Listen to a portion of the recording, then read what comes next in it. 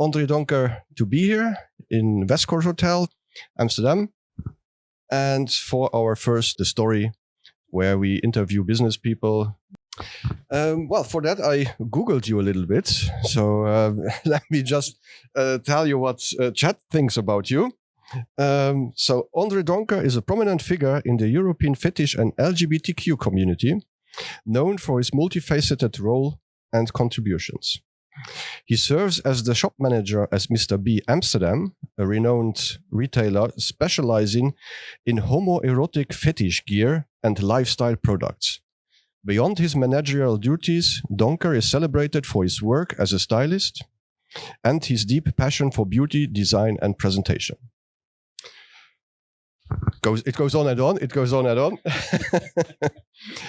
Does this first impression give you credit of who is André Donker?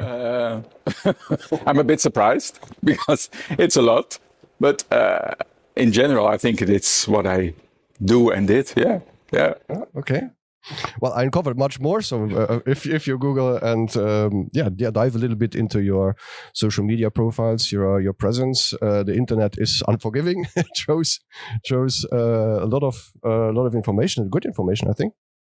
And I wanted to have more or less the story behind it, or the more deeper understanding of information that is passed through. Well, the first. What impressed me here with the description was one wording for the Mr. B, the homoerotic fetish gear. Yes, it's surprising me as well, but it's... What can one understand under that? What would that even be, homoerotic? Yeah, I don't know. It's new for me. I know we are a fetish brand and specialized in fetish gear for men. If that's homoerotic, it might be, but I don't know where that word comes from. No. Okay. But eventually, for those who don't know about this industry, what is a fetish eventually? So let's start with the more obvious. Yeah, fetish is a very broad something. It's not only about the industry I am in. Fetish is something that you have a liking for something. It can be gear, leather, rubber, stuff like that, but it can also be feet, hands, anything. And what our specialty is, and my specialty in the fetish is the leather, rubber, and sexual kind of material and gear, stuff like that. Okay. Now we know. But yeah, then also I looked then a little bit about on your LinkedIn, and it also says that there's a lot of connection with very famous brands like G-Star, Max, Hunkemöller even. So there's a lot to discover here. But in order to get a little bit to how this fits into your lifestyle, let's start with your history on yourself. So you were grown up in Gorinchem, if I pronounce it right. And I think that was in the 60s, 70s, something like that. You have profound memories of your childhood city? Is it? It's a small city, and it's a nice city. It's an historical city. I had a perfect youth there. Yeah, it's a nice city. Yeah. Okay, so for those who regard, you had a proper childhood. Yes, sorry, nothing exciting. No abuse or anything like that. No. So we can stop the interview. But yeah, so you have the nice memories of the city. So I also Googled the city a little bit, and so you're growing up in the 70s. I think that was, from my memory, that was when they associate the rock, Elvis Presley, the jeans jackets, so the leather jackets and all that stuff. So where leather was kind of also prominently displayed also with these movies, where freedom was experienced. Was that also the experience that you had, how you got in touch with that leather? Well, I got in touch with the leather because of my parents. They had a shop where they sold leather clothing and leather accessories, bags and suitcases and stuff like that. So I grew up with the smell of the leather. And yes, of course, that's part of where it started. The interest in leather and the motor jackets and the bikers was there in my early years already, and it's the same for the horse riding gear and the horses itself. I used to ride horses myself in my youth, and so the fetish and the interest that was there was triggered at that point, and well, the shop of my parents helped a lot. Yeah. The shop, what can we imagine? Was that a bigger something, a small industrial?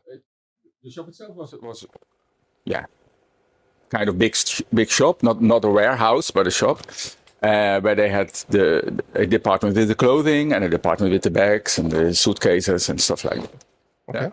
And the production was also, you produced the leather yourself, or you bought it? They bought it with several companies and stuff like that. So you were not involved in the process of, how the material itself, the leather itself, with the animals living on the farm where you had them to. Okay, interesting. And so you said, and you got that from your. But have you a memory when exactly you would say at that age time where you got that feeling that leather is something you like? I don't say even sexually, but just where you have that. I think I was about, let me say, I think 10, maybe 10, 12 years old when I really, when I started to wear my father's jacket and stuff like that. And then, that was the moment that I really was into that. Yeah. And then your father was supporting, or it was more like a hidden thing that you stole the jacket to hide it? They were very supportive in things like that. Yeah. Sometimes I went a bit too much, like a very long leather coat my father used to wear that I found and that I was wearing to my high school. That was a bit, they go like, oh, that's a bit too much, but they let me go because, Okay. So they were also very open-minded in a certain way? In a certain way, yeah. Yeah. Okay. Yeah. As they had a shop, so they were entrepreneurs. So did you also, is that also one of the things that stick into your mind? Because obviously you were, in your career, you have many different managerial roles. Was that also something where your childhood, this being there for clients, or also having to struggle with, being on your own for your financial success, that you learned there, or was it something that came later? No. It was something that was that interested me very much. The shop and doing everything in the shop, going with my parents to buy stuff for the shop and then sell it to. That was something I found very interesting. And next to that, they had a person that did the windows for them, so to display everything. And that was one of the parts in the shop that was something I was very interested in as well. Yeah. So the shop was also in a high street kind of thing. Okay. Yeah. And did you like that the contact with clients? Or I guess you were many times in the store, then also help out, or they had to do something, and then André just keep care when the clients come or something. Was it something you liked, you enjoyed, or was it something you had to overcome? No. It was something I liked. Yeah, absolutely. And then, so at certain points you decided to move on from your hometown. So how can we imagine? That took a while because first my first career move was to be what you call a window dresser, so do the displays and stuff like that, a visual merchandiser. and for a company. So you learned it as an apprenticeship, or you learned it in some kind of a school? I learned it in a school. Yeah. So, yeah. So that was the start of my career. And I still lived in Gorinchem, zoals je te say. The easy part is Gorkum. That's easier. And I moved out of that when I was around, I think, 40 or something. Yeah. Then I moved out of and moved to Amsterdam. That young? Okay. On your own, or you had? But 14, you cannot really. It was. Yeah, 40. Okay. Sorry. No, that's 14. This was a little bit. It would be very young. But yeah. That's my point, because you said that. And how was the moving on? So you had this. So you learned this. This is I guess it's learning design, aesthetics for colors, for what triggers also psychology. I guess a lot of things. Yeah. Why that? Why not going then into the product or the sales itself? Because this is more creative. Way more creative than now. Because there is a part of creativity in me that was, let me say, stronger than being a salesperson at that point. And so that's why I want to develop that and see where I can go with it and what I can do with it. So, but was it in your thought to do something on your own already, or was it something that you had in your? Oh, this was something I could, when I have to take over the business, that would help there, because you have already your own ideas how this leather shop could evolve. I guess it's a family business, or your parents perhaps had some hope that you would take it over or something like that. Oh, maybe they had. They never said. But, no, I really wanted to do design and creativity and visual merchandising for myself. Yeah. That was a stronger part than having a shop and doing the sales part. Okay. And so how was the start in your career then? There, how did you, after graduating, full of energy? I started with a small company where I was an employee, and in a few, I think 4 or 5 years, I took over the company, and I moved on like that. And then after 8 years, I sold it again, and moved to another company, and that's how I moved through my career. Yeah. So you move and acquire. That's interesting. Would you say then that the experience that you had as an employee was something new that you didn't like also? That's why you had that inner drive to, okay, now I know it better. I know they should do this and that, and now I have to do it because someone else tells me. Was that some of the driving forces behind your? One of the driving forces I had, absolutely. The good part was in the business I was in the visual merchandising business, is that the work itself. So we worked for several clients, big clients, and the creative part is something that is you were free in it, so that was your own thing. The only thing is, business-wise, for a company, I sometimes had other ideas how to do it and how to work with it, or with colleagues and stuff like that. So, yeah. So it was a mix. But you always found yourself then also in a position where you brought clients to the place, because I think that's one of the essential elements in order to be able to afford or to buy it, or to even show that you know it better, that you are, because I guess sometimes you did not the way they wanted and proved it right. So what was that happening like that? Yeah, that was part of the job. Yeah. And how did your family feel about it? Oh, they were fine with it. They loved the work I did, and so it was good. Yeah. And how was it working with other colleagues, or you were the only employee? No. There were more. I always liked working with other people. Yeah. So it was not that you had to impose yourself, or that you kind of that. No, because I like, it's good to have interaction with others and learn from them and explore ideas from each other and stuff like that, especially in the creative part. Yeah. Okay.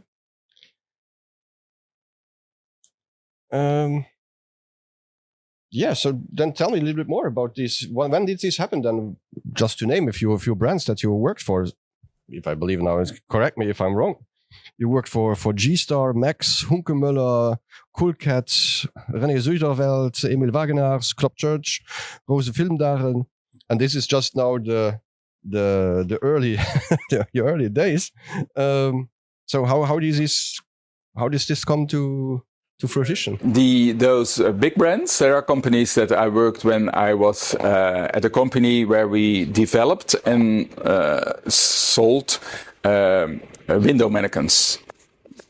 And these brands were in need of new mannequins worldwide for all their shops.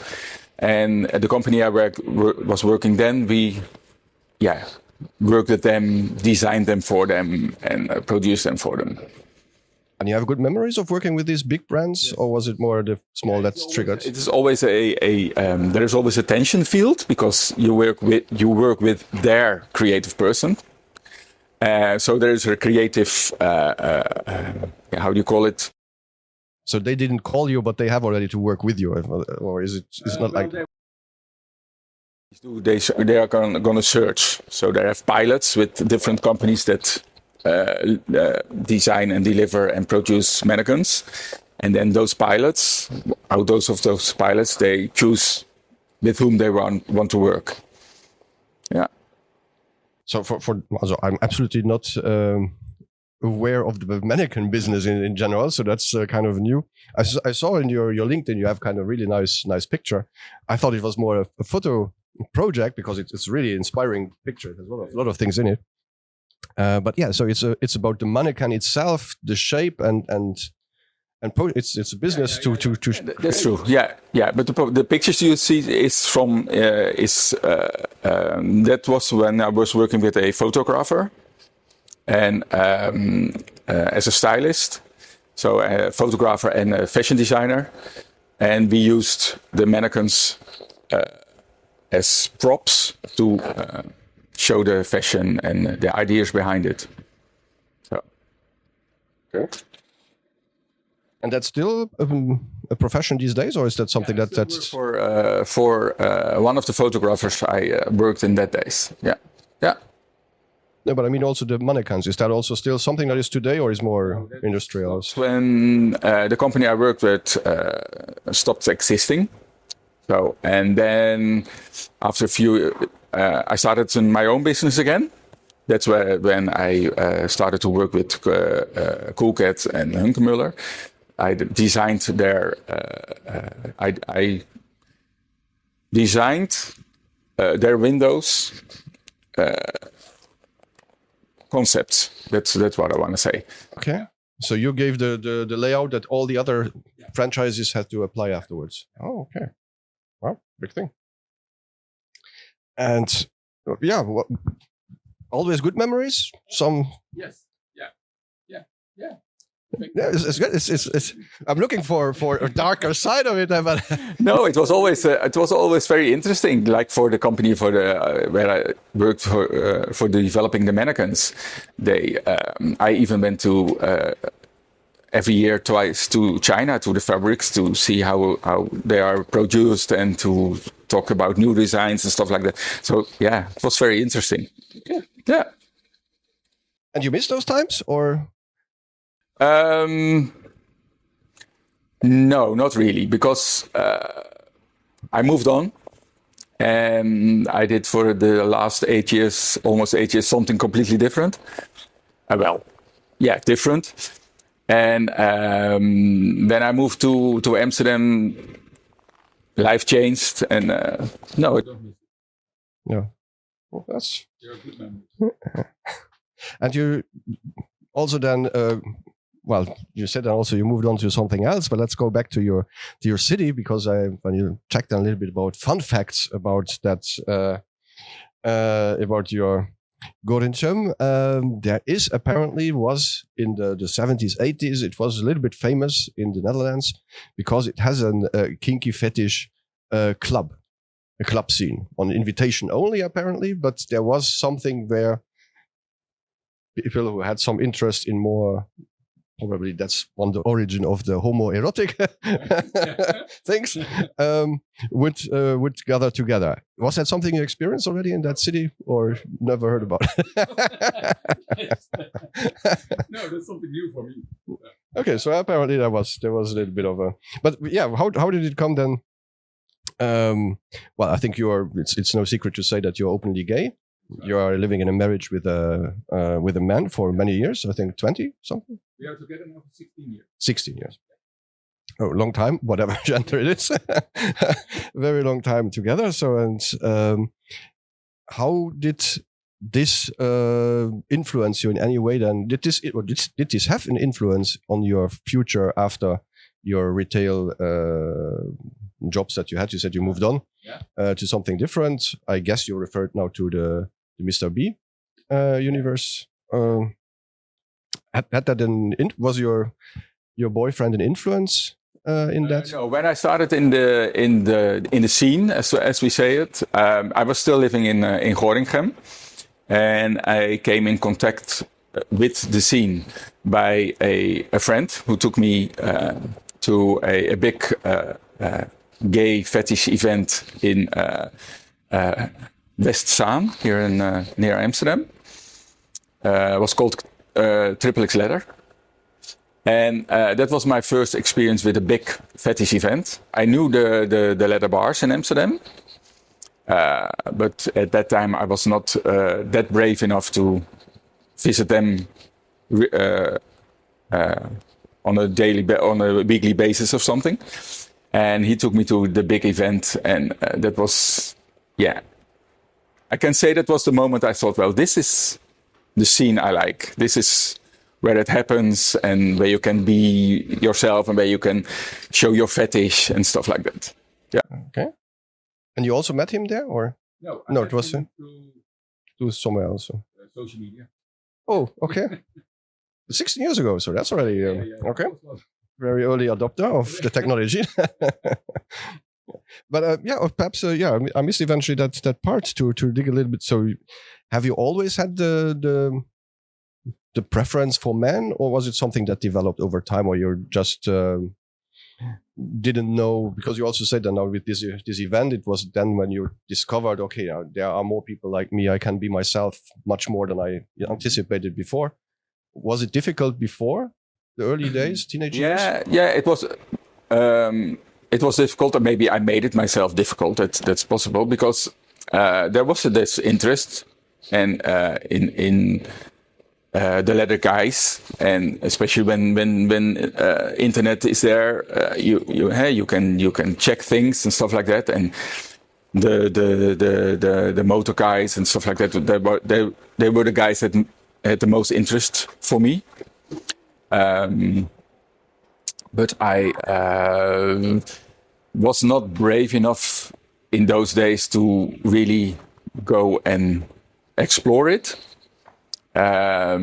So that took a while, and that party was the moment that I thought, well, just be yourself. Yeah.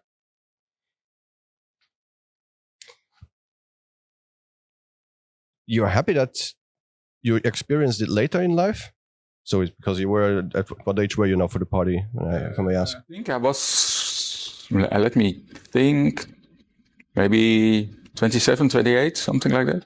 So you had already a lot of experiences before as an adult. You're happy that it arrived later, this opening, or you would have preferred it already happening at an earlier age, 18, 19? No, I think it's. I think things like that come on the right moment. Yeah, I think things like that happen when you're open to it. Then it will happen. I think. Mm-hmm. Yeah. So I think it was on the right time. Mm-hmm. Yeah. Because I'm asking, because also one of the things that will come up later is that you really invested yourself as a person in the community, become really a spokesperson even for it. So that's why I'm asking if there is something that really triggered you and said, okay, if I would have eventually for others that they discover it earlier, that they don't have a difficulty that you eventually had, so that you want to help others through this way. Is that the case? I think that's part of it, yeah. When the thing is, the time before I discovered this this big fetish I apparently had, I had another life, and it was not always an easy life, especially when I was in my early 20s, and that was for me a very lonely period as a gay man. So that was a difficult part, and then becoming in my late 20s more aware of this, and developing a stronger feeling and personality, and then developing myself into the scene. I think having that struggle before, I think it's good that I was late and could help, if you want to say something, say it like that, others that were struggling as being a spokesman or a person that you can talk to about things. And it's always easier to talk from your own experience, I think, than and helping people with it. Yeah, I think definitely if you relate to a person and you listen differently to that one than if some article is written or some generic talk, definitely. If we may ask, have you, because you also said that you were very alone, had you experiences and also with women before? You always knew that you? No, well, yeah, I had experience with women as well. Yeah.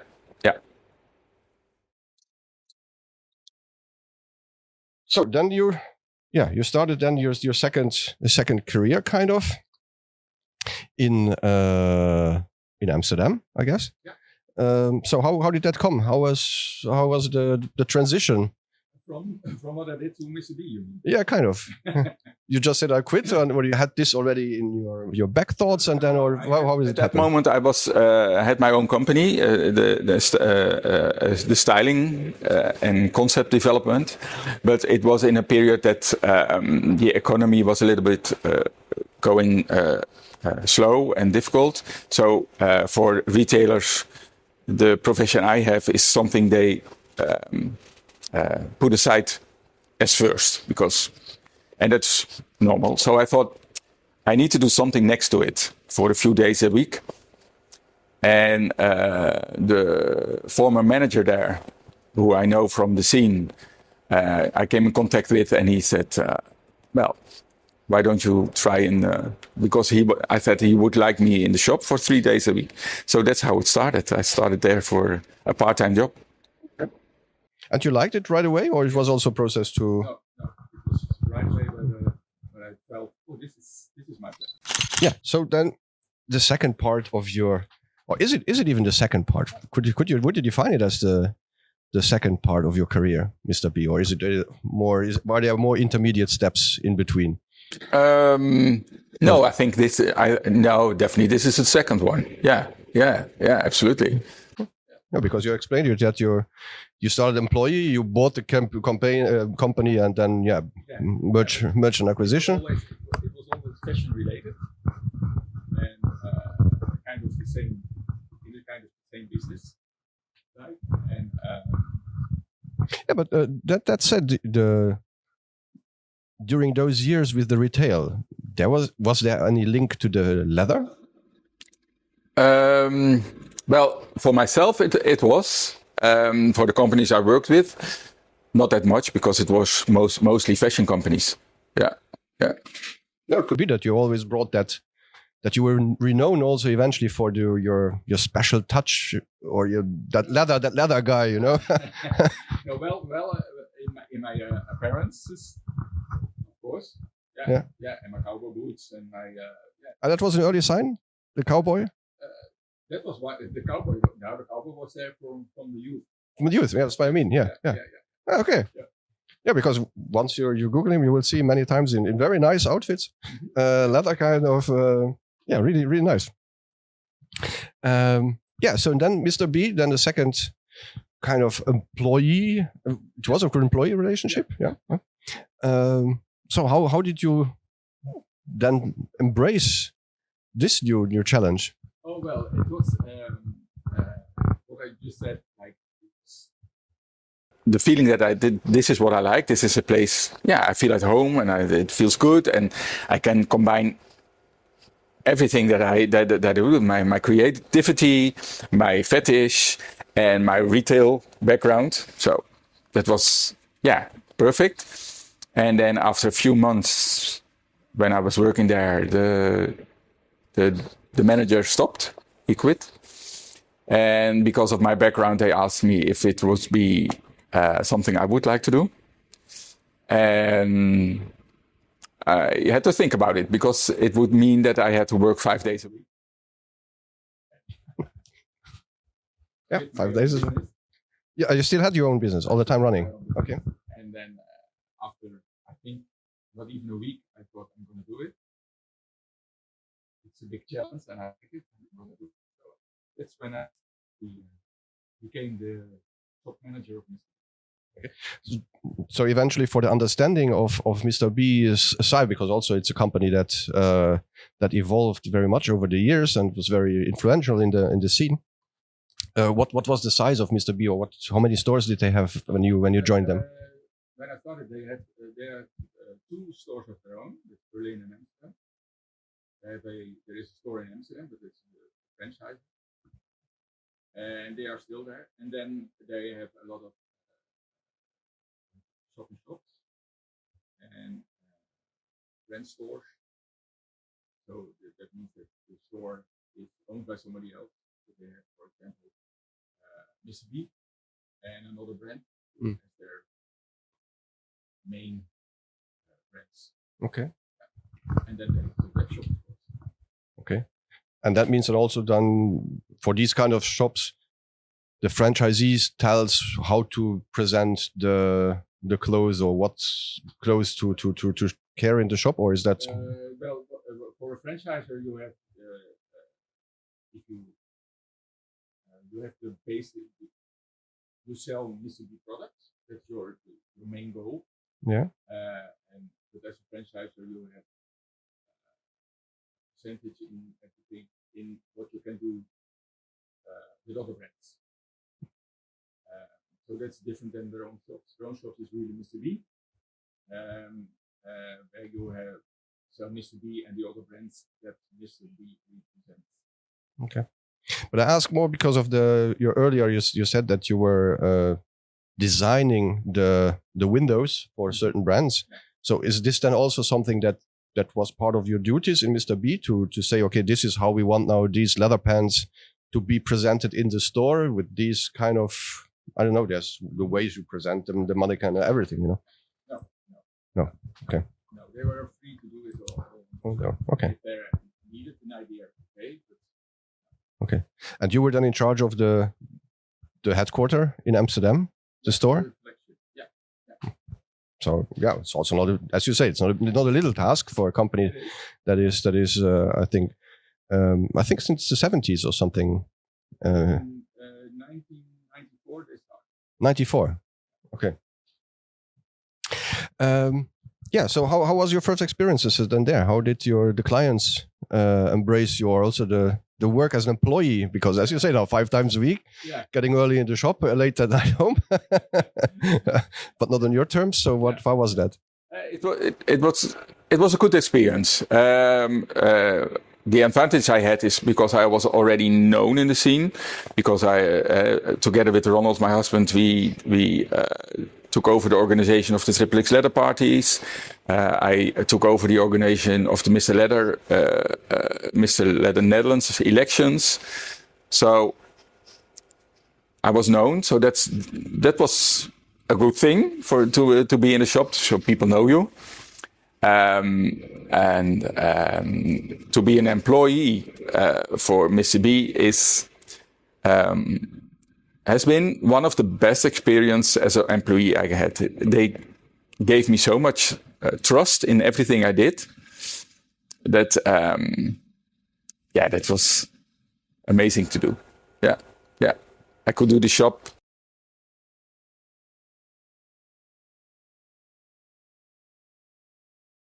If I wanted to change the whole layout, I did. Put things on the display. Everything. Yeah. And you had that from right away? That was part of your agreement when you entered the position, or you had to fight for it? Of course, in the beginning there were more meetings about things, but after a year, 2 years, it was running. it was okay. Well, I guess the success gave you rights, so that's also story still there. So for those who want to visit it, and it's flourishing, it's really nice.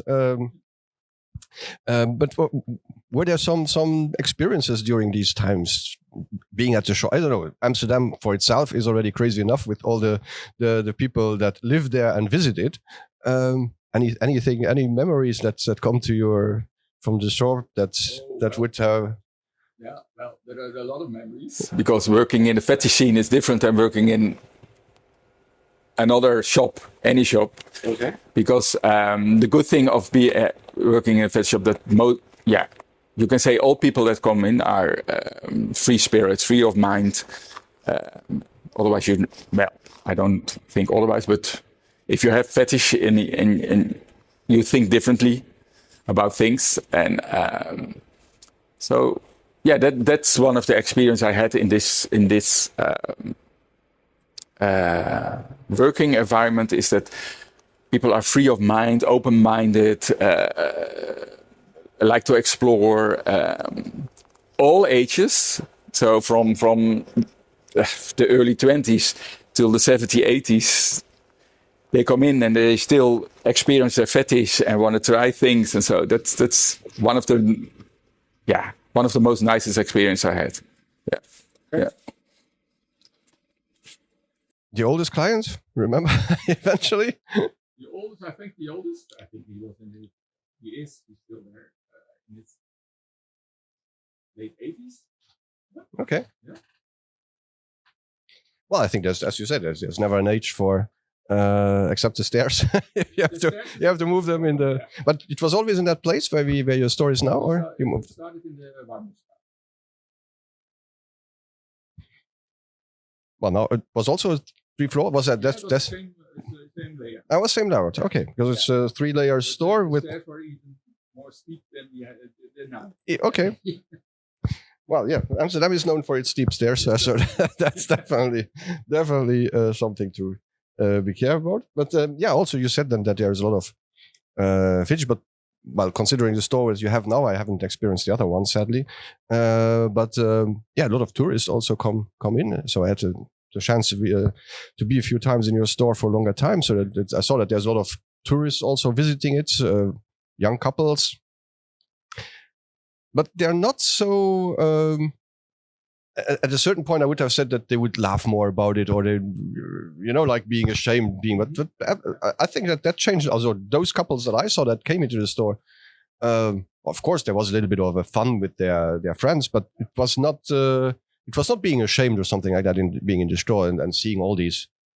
I don't know, from metal plates to electric plugs. I don't know, whatever you have there. Do you think that also the clientele changed over time? Yeah. Yes, it absolutely did. And the thing is, we experienced different things when we were in the Warmoestraat. There we experienced what you're now saying, that people come in and laughing and even start fighting with each other with the dildos and stuff like that, and that you had to go and stop them and stuff like that. And even Well, you have dildos that are definitely. They could be. They could be. And there we even had bad experiences. Outside of the store, they would approach our clients and tell them, "Oh, what kind of dirty stuff did you buy?" and stuff like that. And where we are now, most of the clients that pass by, they are interested in what kind of shop it is and what we sell. And that's another approach than coming in and just for fun and make everything, laugh about everything and stuff like that. So the location really has a huge impact on the. Okay. Yeah, absolutely. And maybe also the layout of the shop, probably, because it's more like now high standard. Yeah, I think that helps as well. Yeah. Also, it's a very nice. Also, I can only recommend to visit the store. It's very nicely done. It's really, yeah, as you say, high standard fashion. You would think you would go into some kind of Chanel or something like that place. You know, it's really, really nice. But was that a conscious decision to move there and having a different clientele, or was that a coincidence now? The thing was, the shop we were in, the building was not owned by Mr. B. So we rented it, and we rent the whole place. And the owner sold it to another real estate developer, and they wanted to change everything. They want to have apartments upstairs and stuff like that, and we will only have the shop. And of course, the rent would be different. There were a lot of things, and to move this kind of shop for a short period, with everything that goes with it and stuff like that, and then go back again and hopefully have this keep the same vibe and feeling and stuff like that, and then the changing of the street and the public. The decision was made. Maybe now it's time to go and find another good shop somewhere else, another area in town. Yeah, it was a big challenge to do it because we were there for 19, 20 years, and then suddenly to go somewhere else. Yeah. But I don't know.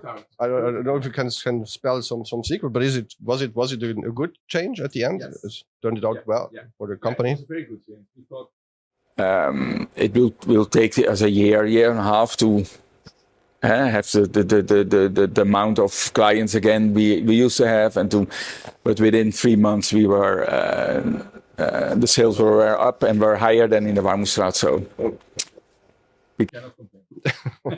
Perfect. But yeah, so you moved then with Mr. B, but you also moved yourself, also as in private. You moved to you can spell Zandvoort, yeah. Exactly. Yeah. How was that? That was a big change. Yeah, that was a big change. It was not really planned to do it, but yeah. What led, if I may ask? When we we always, from the moment we met, we have this idea to start our own business, and completely different business than we both were in, because Ronald was a teacher and later became a manager of a brasserie, and I was a manager of Mr. B, and the idea was to start a B&B. So that's something completely different. And in that days, we thought we had an apartment in Amsterdam. We're going to sell it and see if we can buy a little apartment in Amsterdam. And with the rest of the money, we're going to look for a place to start a B&B. And we did it in the wrong moment. We did it in the moment that, there was this moment that a lot of young people could buy an apartment with the help of their parents. And because we wanted a small property, we were in the same, pool with them, and it became very difficult. to find a place for a reasonable price, a place for a reasonable price that was worth that price. And after 20 apartments, we thought maybe it's time to move outside of Amsterdam. So that's how we came to Zandvoort. Was the first choice Zandvoort, or there was just happened No, coincidence? I said if we're going to move, I'm going to move to a place that's not like Gorinchem or the place where Ronald comes from, something different, and it needs to be nearby Amsterdam. And then Zandvoort is different. It's at the coast. It's a beautiful area, yeah. And it has a direct train line. And I guess you have a beach view. Sorry? I guess you have a beach view, ocean view, something. Yeah, we do. Yeah, absolutely. You also mentioned then, so you work now on your own, also not on your own anymore, but as a business manager for the company. You moved in with your also you lived already with your boyfriend. How was the challenge to from a free employee, so where you can let's meet for lunch or whatever when you wanted, now to be a little bit stuck to the opening hours of the store? How was that challenge? Maybe that is one of the parts that was maybe one of the little negative things in that job. The working hours from 11 till 7. The working hours were not that the big problem, but then going home and being doing home stuff. that was in that 5 days a week. Yeah, I think the store is the store is open 7, huh? Yeah. But beside all these engagements, you're still were moving forward and investing yourself more and more deeply in the community. You even, I don't know, you launched that festival in the beach festival. I was one of the founding members. Yeah. How did that happen? Beside all the activities that you already. Yeah. When we decided to move to Zandvoort, you don't know anybody there. So and this rumor came up that they wanted to start something like that, and I said, well, that's a nice opportunity to know people from the community and to do something here in the community. So I contacted them, and that's how it started. Yeah. But it's a big festival these days, so it's a big. It's kind of big. It is. I don't know. It's for the village itself. It's next to the Formula 1. The Pride is the second big event they have. Yeah. Which is a big thing for a tourist destination. So I think that's well done as well. There was also something that I read. Let me see if I find that back, because that was also a nice comment that I read about you. When it comes to your personality, is a stylist with a passion for beauty, design, and presentation, but now comes a perfectionist with great improvisation talent. So on one hand, it's a contradiction in itself. But how do you manage? Is it true? Let me first. Are you a perfectionist? Yes. Yeah.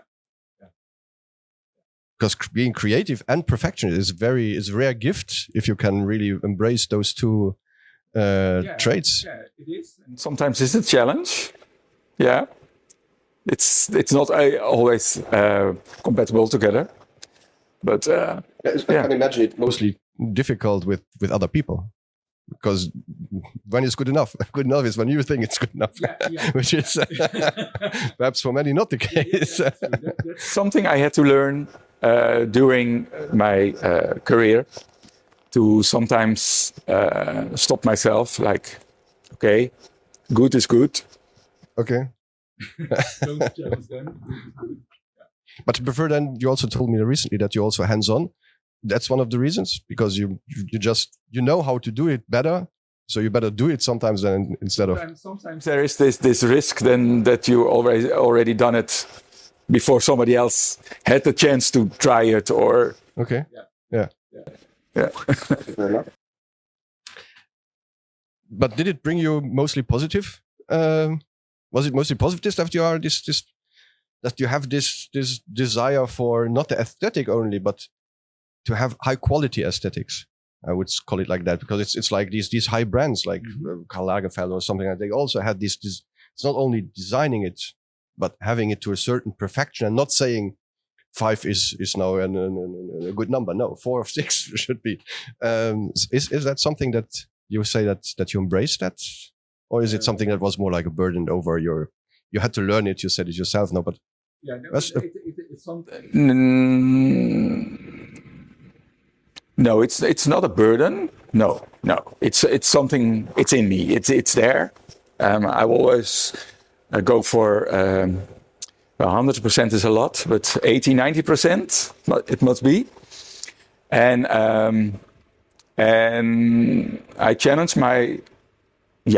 myself in that kind of things to achieve it. And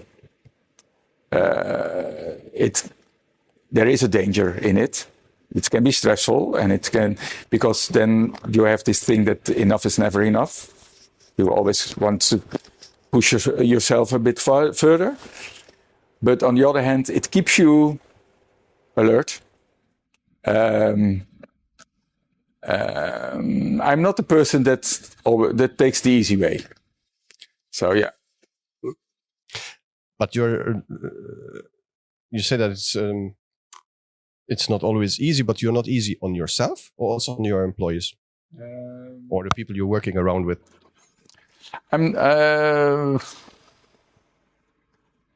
I think I'm more a problem for myself than for others.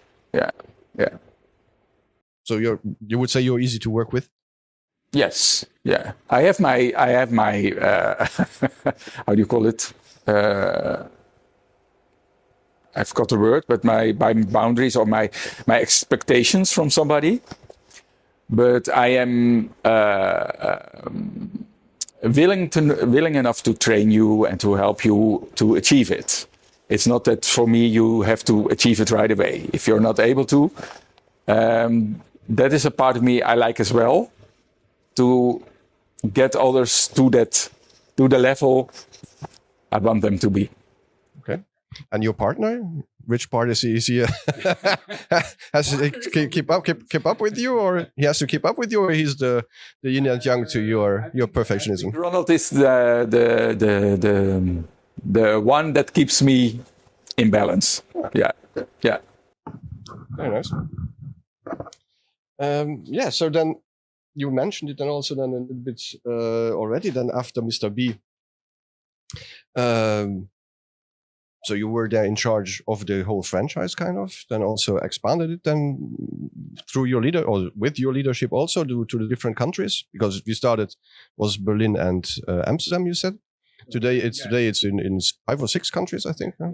Or cities. That kind of things is all done by the head office, by the sales team, and by Nelson, the owner himself.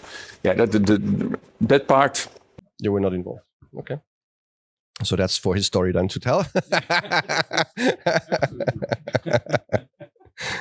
And so now you recently announced also on social media, so I think it's not a secret that you retire now from this position. But it's not a retiring in itself. So what is now the next steps that you plan, and why now? Well, what we're going to do now is we're going to live our dream that Ronald and I had for almost 16 years now. And we're going to move to France and to start within a year a B&B there. Yeah. Okay, what kind of property can we? The city or in the rural? Property with a main house and a few other buildings and some ground around it in the Morvan in France. So it's in the middle of France.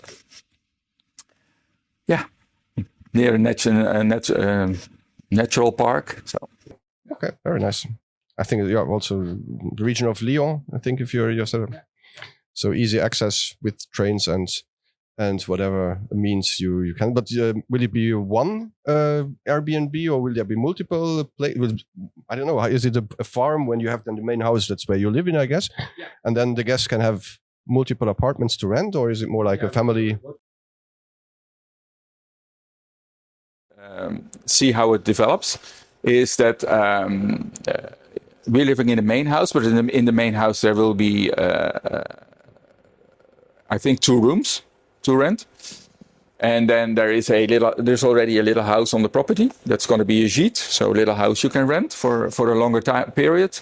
And there is the barn with the garage and an attic on it. And that one, we are not sure if it's going to be a gîte little house as well, or it's going to be rooms. That's something we're going to develop in the future. Yeah. So it's definitely something more like a little hotel or resort kind of already than an Airbnb. That's normally a room in a place. You already have the barn and the side house and the rooms. I told you, if you're going to do it, you're going to do it. Right. Yeah, definitely. And why not?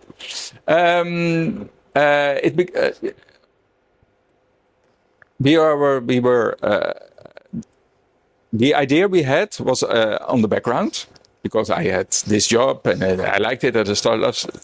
But on the holidays, it always came back. And last summer, we were in France again.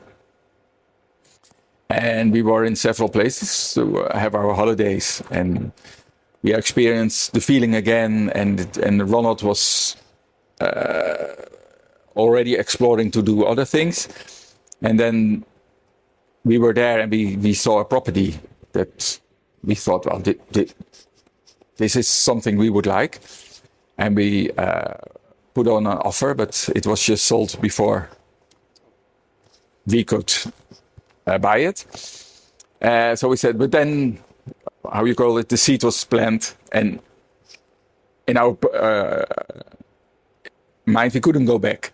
It was already there. So, and when we come home, we were offered this property. And then, so we went back in October, and we went back in November. And then we said, well, this is it. We're going to buy it. We're going to do it. Yeah. Okay. Well, I think that's one of the traits we can resume of your career. That when you take a decision, you go with it. You go full in, and it played out always well. So over the last year, so it definitely. A lot of things to look forward into this. How do you think also then your personal life, because you had a lot of involvement in different organizations, so you were really a busy person and personality. Do you think you want to step back from that as well, or is it something you will come back constantly to have all these projects still going on as not living there, but still being personally involved? Yeah, well, I will be back here. It's already in August, because I'm now my other project is to the how do you call it? One of my best friends, a photographer, René Zuiderveld. We're going to develop a book for him, with all his work. And the plan is to launch it in August during Pride. And because I am a Pride ambassador as well, I'm coming back here in August to do that. And I think in the future, this kind of projects I will be doing as well. Because on the other, I started my own business again as stylist and stuff like that, but now in France. So the French couture can look up what André is bringing to the table. Next to the B&B, because we have to see how it grows and stuff like that. Yeah. Okay. Yeah, I think either way, that's also a business you can do remotely or have to travel from time to time, but you don't have to be in the store specifically on specific times. Yeah. Okay. And the B&B is going to be a B&B for the community. And we're going to name it. We're going to have it as a straight friendly business instead of that everybody does a gay friendly business. Yeah, that's a good one. Yeah. And it's going to be a place where relaxing and meeting is the main part of being with us, because what we want is, it's our place, it's our environment, and you come to visit us and to be with us, and we provide you things.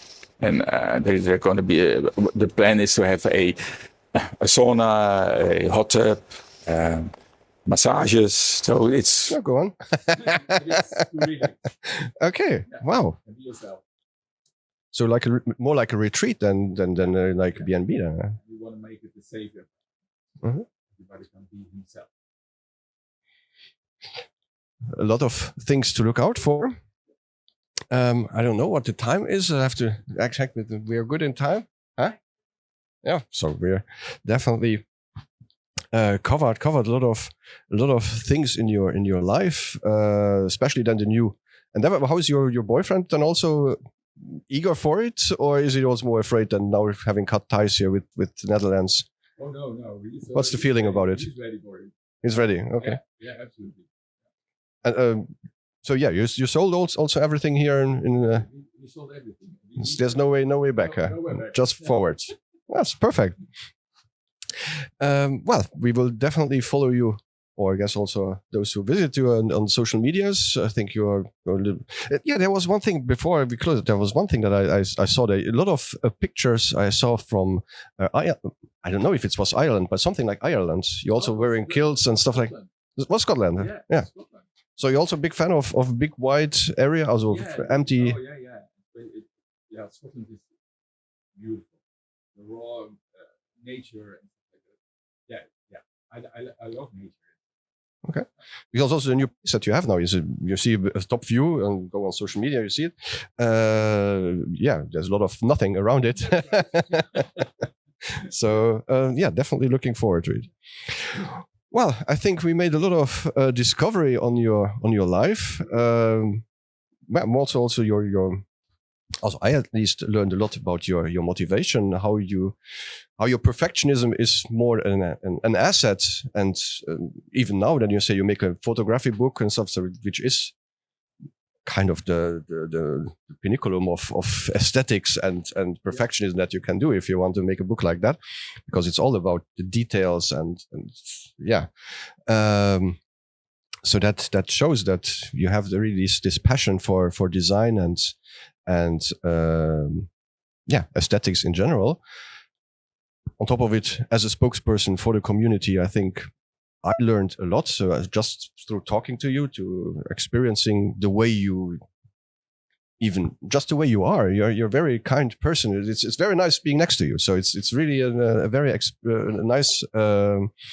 Your nice personality, even knowing that you have these high manager positions, and that's very rare, because normally people are more, yeah, either they are very focused because they know how to, they have something in mind and they bring it to fruition, but they are just more focused without caring what is happening around it. But you have this caring side, which is a very nice trait to be around. So definitely.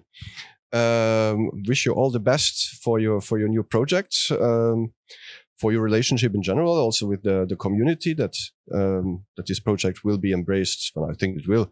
It sounds already just amazing to be there. Definitely, if we are allowed to put us on the waiting list to visit it once. And yeah, so thanks again for joining me for this interview, to get to know you a little bit better. Here in the Westcourt Fashion Hotel. And if you have any questions or you want to get in touch with André, send us a comment, put a subscribe, and we will link to his social medias in the descriptions. Thanks very much for watching. Thanks, André, for being here and experiencing or sharing your experiences, and wish you all the best.